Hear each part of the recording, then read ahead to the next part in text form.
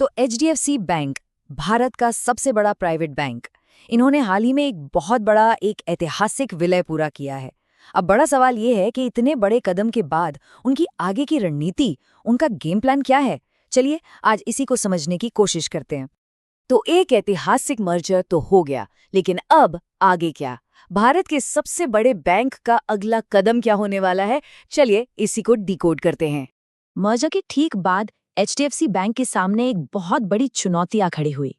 ये एक तरह का गॉन्टलेट था उनके लिए। सोचिए, बैंक पर प्रेशर हर तरफ से था। एक तरफ तो इतना जटिल मर्जर संभालना था जो दुनिया के सबसे मुश्किल मर्जर्स में से एक था। ऊपर से कई नए नियमों का पहाड़, जैसे कि अतिरिक्त रिजर्व रखने का दबाव, लिक्विडिटी की बढ़ी हुई जरूरतों को पूरा करना और प्राथमिकता वाले क्षेत्रों में ज्यादा लोन देना। और ये सब हो कब रहा था? जब पूरी दुनिया की अर्थव्यवस्था खुद ही डगमगा रही थी। तो काफी मुश्किल सिचुएशन थी, कह सकते हैं। तो इतने सारे दबावों के बीच बैंक अपने मुनाफे को बचाने और बढ़ाने के लिए कर क्या रहा है? यही उनकी रणनीति का, आप कह सकते हैं, सबसे अहम हिस्सा है। चलिए उनकी प्रॉफिटेबिलिटी प्लेबुक में झांकते हैं। इसको समझने के लिए एक टर्म समझना जरूरी है, नेट इंटरेस्ट मार्जिन यानी NIM। ये किसी भी बैंक के मुनाफे का सबसे जरूरी इंडिकेटर होता है। सिंपल भाषा में समझें तो जैसे एक दुकानदार सामान खरीदने और बेचने के बीच जो पैसा कमाता है ना, बस वही है NIM बैंक के लिए। लोन्स पर जो ब्याज कमाया और डिपॉजिट पर जो ब्याज दिया, उसके बीच का अंतर। तो पिछले कुछ समय से बैंक के मुनाफे पर दबाव क्यों था? क्योंकि जब ब्याज दरें गिरीं तो लोन्स पर जो आमदनी थी वो तो फटाफट कम हो गई, लेकिन जो डिपॉजिट पर ब्याज देना पड़ता है यानी बैंक का खर्चा, वो धीरे धीरे कम होता है। तो एक मिसमैच सा बन गया था। और ये जो डिपॉजिट की लागत कम होने का प्रोसेस है ना, ये टाइम लेता है। बैंक ने दरें कम करना शुरू कर दिया है, बिल्कुल, लेकिन इसका पूरा फायदा दिखने में आप मान के चलिए लगभग 6 क्वार्टर यानी 1.5 साल लग सकते हैं। मतलब मुनाफे में जो असली बूस्ट आना है वो भविष्य में आएगा। और यहीं पर बैंक की सबसे बड़ी ताकत सामने आती है, उनका जबरदस्त रिटेल डिपॉजिट बेस। कुल जमा का 83% यहां से आता है। ये काफी स्थिर माना जाता है और मैनेजमेंट का पूरा ध्यान अनुशासित मूल्य निर्धारण के साथ इसको और बढ़ाने पर है।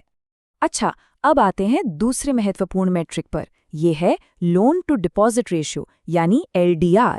बेसिकली ये रेशियो बताता है कि बैंक ने अपने पास जमा पैसों के मुकाबले कितना लोन बाहर दिया हुआ है। आमतौर पर LDR जितना कम हो, बैंक उतना ही सुरक्षित माना जाता है। और इस मामले में बैंक का प्लान बिल्कुल क्रिस्टल क्लियर है। साल की शुरुआत में ये LDR 96% के आसपास था। उनका लक्ष्य है इसे घटाकर 85 से 90% की रेंज में लाना। इससे क्या होगा? बैंक की बैलेंस शीट और भी सॉलिड और भी मजबूत बनेगी। ओके, अब बात करते हैं विलय के उस हिस्से की जो बैंक के लिए एक असली गेम चेंजर साबित हो रहा है। हम बात कर रहे हैं मॉर्गेज बिजनेस की, यानी होम लोन्स की। बैंक के लिए होम लोन सिर्फ एक लेन देन नहीं है, वो इसे एक भावनात्मक उत्पाद मानते हैं। क्यों? क्योंकि इससे ग्राहकों के साथ एक लंबे समय का रिश्ता बनता है और इसी सोच ने उनके कस्टमर एक्विजिशन के पूरे मॉडल को ही बदल कर रख दिया है। और इसका असर वो तो नंबर्स में दिखता है। 98%, जी हाँ, 98% नए होम लोन ग्राहक बैंक के साथ एक सेविंग्स अकाउंट भी खोलते हैं। कहानी यही नहीं रुकती, इनमें से 14% ग्राहकों को एक क्रेडिट कार्ड भी इशू किया जाता है। और तो और लगभग 30% में यानी 35% के आसपास ग्राहक एक कंज्यूमर ड्यूरेबल लोन भी ले लेते हैं। सोचिए, एक प्रोडक्ट, होम लोन, और उसके जरिए बिजनेस के कितने सारे दरवाजे खुल जाते हैं। सिर्फ क्रॉस सेलिंग ही नहीं, स्पीड भी बढ़ी है। ऑपरेशंस कितने कुशल हो गए हैं, इसका अंदाजा इस बात से लगाइए कि अब वेतनभोगी ग्राहकों को सिर्फ 2 दिन में और अपना काम करने वालों को 3 दिन में लोन की मंजूरी मिल रही है। ये बहुत बड़ा सुधार है। तो हमने ग्रोथ की बात कर ली। अब आते हैं बैंक की रक्षात्मक रणनीति पर, यानी उनकी फोर्ट्रेस बैलेंस शीट फिलॉसफी। ये उनके जोखिम को लेकर काफी सतर्क और रूढ़िवादी दृष्टिकोण को दिखाता है। अब हाल ही में एक अच्छी खबर आई। बैंक का एक बड़ा बैड लोन, जिसे NPA कहते हैं, वो अपग्रेड हो गया, यानी वो एक स्वस्थ लोन बन गया। इससे बैंक की कुल एसेट क्वालिटी बेहतर हुई। लेकिन यहाँ पे एक ट्विस्ट है और यही सबसे महत्वपूर्ण बात है। इस अच्छी खबर के बावजूद बैंक ने उसी तिमाही में 1600 करोड़ रुपए के नए आपातकालीन प्रावधान जोड़े, मतलब पैसा अलग से रखा। ऐसा क्यों किया? जैसा कि सीईओ ने कहा, पूंजी अज्ञात और अप्रत्याशित जोखिम को झेलने के लिए जरूरी है। ये बैंक की फोर्ट्रेस यानी एक किले जैसी मजबूत बैलेंस शीट बनाने की रणनीति का सीधा साधा सबूत है। तो इस पूरी चर्चा से निवेशकों और बैंक को ट्रैक करने वालों के लिए मुख्य बातें क्या हैं? चलिए इसे समेटते हैं। देखिए, आसान शब्दों में, मुनाफा वहां पर आने वाले समय में बेहतरी की उम्मीद है क्योंकि डिपॉजिट की लागत कम होगी।